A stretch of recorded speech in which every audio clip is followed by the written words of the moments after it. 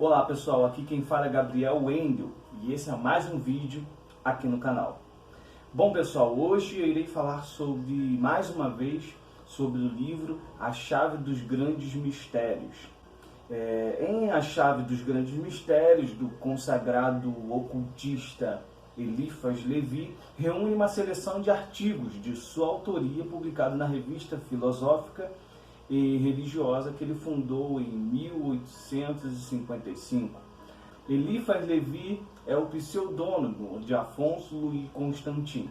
Foi um escritor, ocultista e mago cerimonialista francês, ou seja, um grande ocultista do século XIX. Irei continuar a série que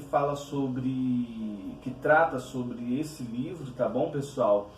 Continuarei abordando sobre esse aclamado livro, A Chave dos Grandes Mistérios, e é fundamental a importância de você assistir os vídeos anteriores sobre esse livro, tá? Pois são apresentados conteúdos de forma progressiva, com uma harmonia que cada capítulo complementa o outro. Não é diferente com esse vídeo, pois irei falar da terceira parte desse livro, livro 1, capítulo 3, Os Mistérios das Alucinações e da Evocação dos Espíritos, que depende essencialmente, pessoal, da compreensão do vídeo anterior, tá? Que fala sobre a morte, a vigília e o sono.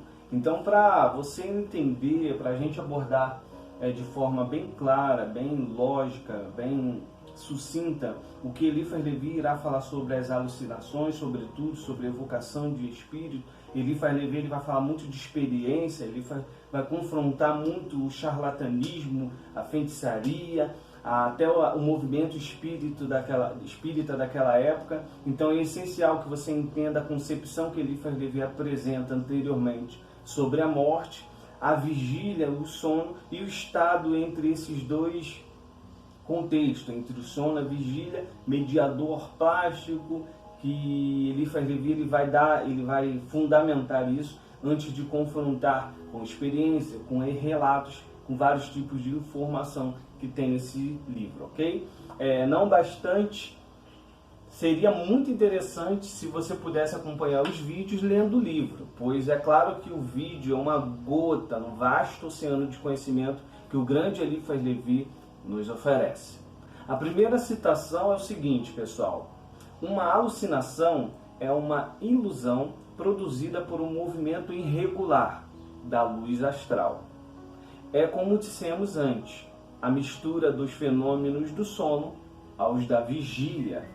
É muito interessante que esse tema eu não vi ainda, ou peguei um ocultista abordando de forma tão profunda e ao mesmo tempo clara e sintética. Levi irá revelar que a luz astral pode influenciar nossos sentidos físicos. Uma condição interessante é a sua abordagem sobre justamente essa questão de alucinações, que se resulta no movimento irregular da luz. Ou seja, essas experiências que pode ser até verificada na nossa vida cotidiana, pode corroborar com essa abordagem, pessoal. Um exemplo disso é à noite, quando estamos sonolentos e vemos vultos, temos essas experiências.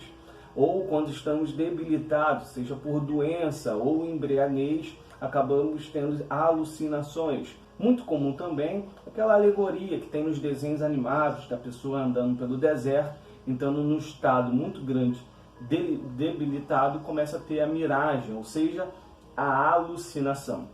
O que Eliphas Levi está colocando aqui, além disso, uma grande questão também, que podemos, no caso, considerar os loucos, estão em constante estado entre a vigília e o sono. Então, Eliphas Levi ele vai fundamentar a seguinte questão: essa luz astral, primeiramente, é importante a gente entender que vários termos que Eliphas Levi ele usa aqui pode mudar em diversas tradições. Essa luz astral, o espírito da terra, o éter, uma energia universal, esse tipo de coisa está presente em várias tradições. Aqui Eliphas Levi vai chamar de luz astral. Essa luz astral é que ele fundamenta também, que ele diz que é a primeira coisa que o Eterno fez, que haja a luz. Então, quando o Eterno fala haja a luz, ele não está falando do Sol, ele está falando justamente dessa luz astral, dessa energia que preenche tudo.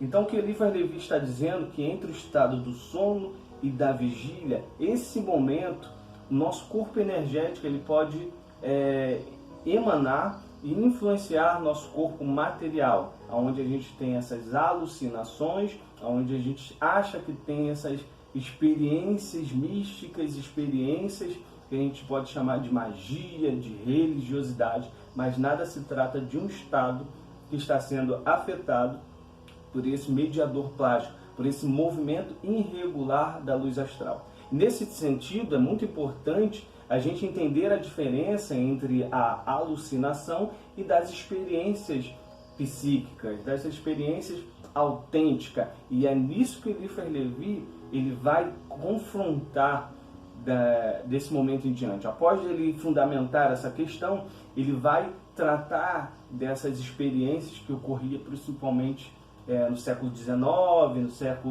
nesses meados aí que Eliphas Levi estava presenciando. A próxima citação é o seguinte: nosso mediador plástico aspira e respira luz astral, ou a alma vital da Terra, outro termo aí, como nosso corpo respira e respira a atmosfera terrestre. Ora, do mesmo modo em que em alguns lugares o ar é impuro e irrespirável, também algumas circunstâncias fenomenais podem tornar a luz astral malsã ou não assimilável. Essa primeira parte é muito interessante. Nosso mediador plástico, o corpo energético, respira a luz astral, a alma da Terra. Essa questão de energia, como eu falei, está presente em muitas tradições. Os iniciados da Rosa Cruz, eles estudam em um determinado grau esse tipo de energia. Vocês vão encontrar muita concordância aqui. Energia naus, esse tipo de coisa. Não, evidentemente, não irei entrar em detalhes, porque é de cunho esotérico, mas os iniciados desse grau, se eu não me engano, do grau 4, vai pegar muito bem essa questão, aliás, muito bem fundamentada essa questão aqui, dessa força vital da Terra, dessa luz astral.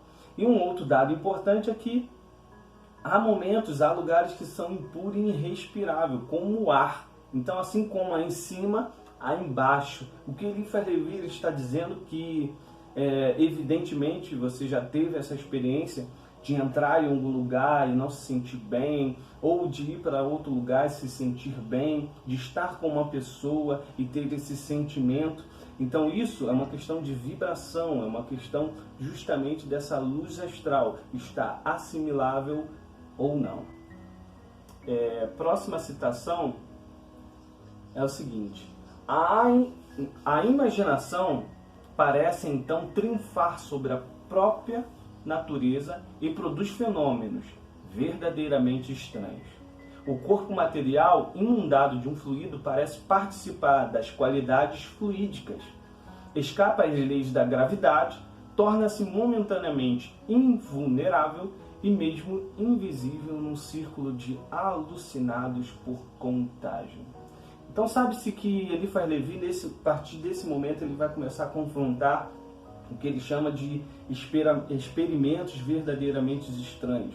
E principalmente ele coloca ali um momento entre os participantes desse efeito, são o grupo, que ele chama de círculo de alucinados por contágio, ou pessoas evidentemente preparadas para ter essas experiências. Então isso a gente encontra em religiões, em diversos ritos, onde pessoas se crucificam, se torturam, engolem alfinete sem sentir dor. Então, visualmente, pelo olhar da razão, é evidente que causa estranheza, mas Eliphas Levi ele está dizendo que esse corpo ele está inundado com esse fluídico.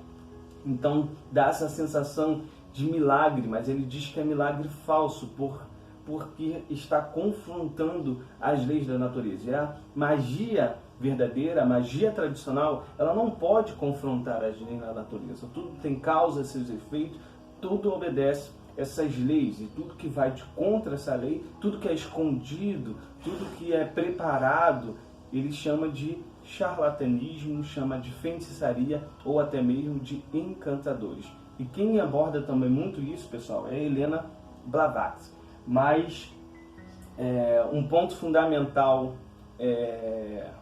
dizer que ele também aborda um pouco só a questão das mesas girantes, mesas falantes, vamos dizer assim.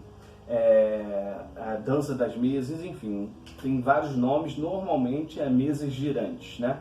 São um tipo de sessão espírita em que os participantes se sentam ao redor da mesa e colocam as mãos sobre elas e esperam que elas se movimentem. Isso foi muito comum em 1853, quando as sessões atingiram grande popularidade. Então esse movimento, essas questões estavam muito popular na época e Eliphas Levi investigou.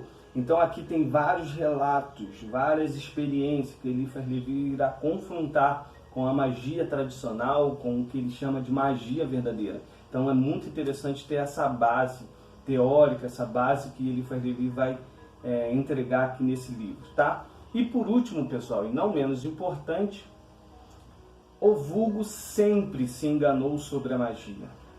Confunde os adeptos com os encantadores. A verdadeira magia, isto é, a ciência tradicional dos magos, é inimiga mortal dos encantamentos. Ela impede ou faz cessar os falsos milagres, hostis às luzes e fascinadores de um pequeno número de testemunhas preparadas ou crédulos. A desordem aparente nas leis da natureza é uma mentira, não é, pois, uma maravilha.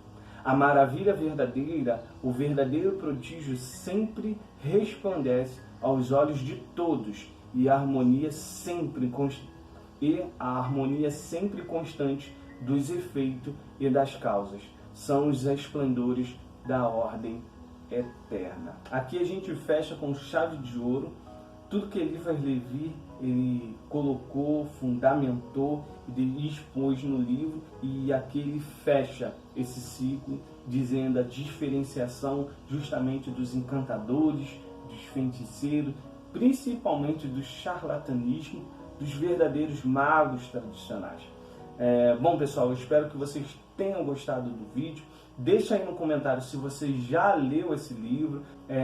Pode ter certeza que eu irei fazer mais vídeos sobre esse livro, tá bom? Eu espero que vocês tenham gostado. Um abraço e até a próxima.